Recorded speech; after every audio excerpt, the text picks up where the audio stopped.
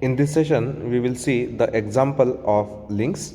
So the question is, design C-clamp frame for a total clamping force of 20 kilonewton. The cross section of the frame is rectangular and width to thickness ratio is 2. The distance between the load line and the neutral axis of a rectangular cross section is 120 mm and the gap between two faces is 180 mm.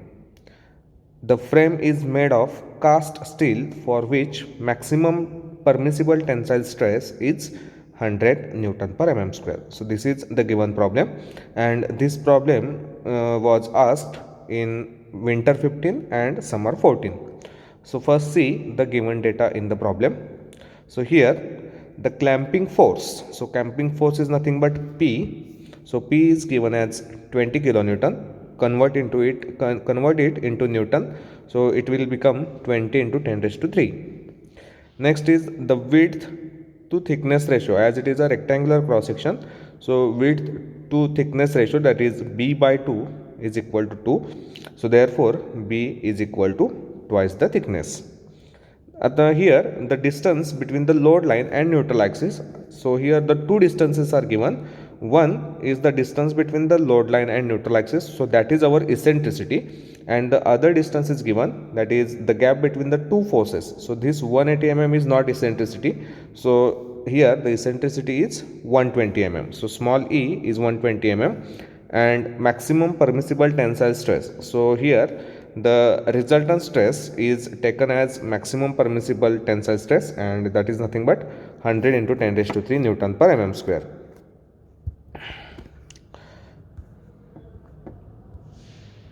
Okay, so in this problem you have to calculate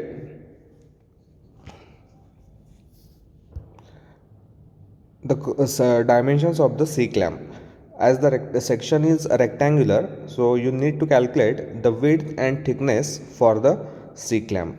Okay, so while solving the problem, for calculating the thickness and width, you need to calculate first the other parameters, that is stress. So first step is stress. So how to calculate stress? That is, it is direct stress, which is calculated by using the equation force upon area. So the given in problem we have given the force, that is 20 into 10 raised to 3, but area is not given, that is the rectangular cross section is given. So area will be width multiplied by thickness. So we don't know width and thickness, but we know the value of width is twice the thickness. So put the value of B as 2t. So after solving this equation, you will get the value of stress, direct stress, as 10 into 10 raised to 3 upon t square. Second step is calculate the bending stress. So what is the equation of bending stress? That is sigma b is equal to m by z. So first calculate m and afterwards calculate z. So for calculating the m, so what is m? The m is nothing but bending moment. So moment is calculated by using the basic formula, force multiplied by distance. So here our force is P and distance is nothing but eccentric distance, that is E. So the equation is m is equal to P multiplied by E. So you will get the value of bending moment as 2.4 into 10 raised to 6 Newton mm. Z is nothing but section modulus. So the section modulus is calculated using the equation Z is equal to ratio of moment of inertia, that is Z is equal to I upon Y. Okay, so the value of inertia in this case is TB cube by 12 and Y is nothing but B by 2. So after solving that equation, you will get the value of Z as TB square by 6. So again T as it is, B is nothing but 2T bracket square upon 6. So you will get the value of Z as 0.66 T cube. Next, therefore the bending stress is m by z. So you will get the value of bending stress as 3.6 into 10 raised to 6 divided by t cube. Now we know the resultant stress is calculated by using the equation sigma r is equal to sigma plus sigma b. Okay, so in the problem you have given the value of resultant stress, that is 100. Sigma is calculated as, that is direct stress is nothing but 10 into 10 raised to 3 divided by t square, and bending stress is calculated as 3.6 10 raised to 6 divided by t cube. So solve this equation. So here, as sigma r is 100, okay, so first equal the base or denominator, that is here is t square and here is t cube. So equal the denominator as t cube. So for making it equal, you need to multiply by this term, that is 10 into 10 raised to 3 by t, and as it is already t cube, here you don't need to calculate by any factor. So the equation will be 100 is equal to 10 into 10 raised to 3 t plus 3.6 10 raised to 6 divided by t cube. So multiply or put this t cube on left side. So the equation becomes 100 t cube minus, so this will become minus when it transferred to the left side of the equal to sign. So minus 10 into 10 raised to 3 and also minus 3.6 10 raised to 6 is equal to 0. So divide throughout this equation by 100. So you will get the equation as t cube minus 100t minus 36.3 10 raised to 3 is equal to 0. So this equation is solved by trial and error method. So what is trial and error method? You need to put the approximate value of t, and if for that value of t you will get the left side is equal to the right side, then that is your answer. So here by trial and error method, if you put the value of t as 34.11 mm, you will get the left side is equal to the right side. So that 34.11 mm is taken approximately as 36 mm. So t will be 36 mm, and by using the equation b is equal to 2t, you will get the value of b as 72 mm. So for the rectangular cross section, the width is 72 mm and thickness is 36 mm for the safe design of the C clamp. Okay, let's see another example. So in this problem, the spindle of a drilling machine is subjected to a maximum load of 10 kilonewton. So the figure is given in which the spindle of drilling machine is given, and that spindle is subjected to load of 10 kilonewton. Determine the diameter of the solid cast iron column of the machine if tensile stress is limited to 40 Newton per mm square. So again here this limited tensile stress is nothing but resultant stress, that is sigma r.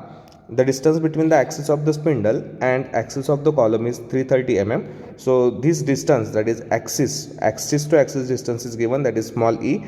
It is nothing but our eccentricity, that is 330 mm. Also find the direct stress and stress due to the bending in the column. So in previous section we have designed one C clamp. In that we have found out the dimensions of width and thickness. As in this problem, the cross section is given as circular, so you need to calculate the diameter of the section. Okay, so after getting the diameter, you have to calculate the bending stress and direct stress induced in the drilling machine spindle. Okay, so let's see the given data first. So in the problem, force is given in kilonewton, so convert it into newton, that is 10 into 10 raised to 3. Sigma t, that is permissible tensile stress, so it is taken as resultant stress 40 Newton per mm square, and eccentric distance is given 330 mm. So first calculate direct stress, which is given by force upon area. So here the cross section is unknown, so take it as d square. So equation is force p 10 into 10 raised to 3 divided by pi by 4 d square. So you will get the equation as 12.73 10 raised to 3 divided by d square. Next is moment. Bending moment is calculated by p multiplied by e. So p is given, e is given. So you will get the value of bending moment as 3.3 into 10 raised to 6 Newton mm. Section modulus z. For circular section, z is nothing but, again section modulus z is equal to inertia to the distance of extreme layer from the neutral axis.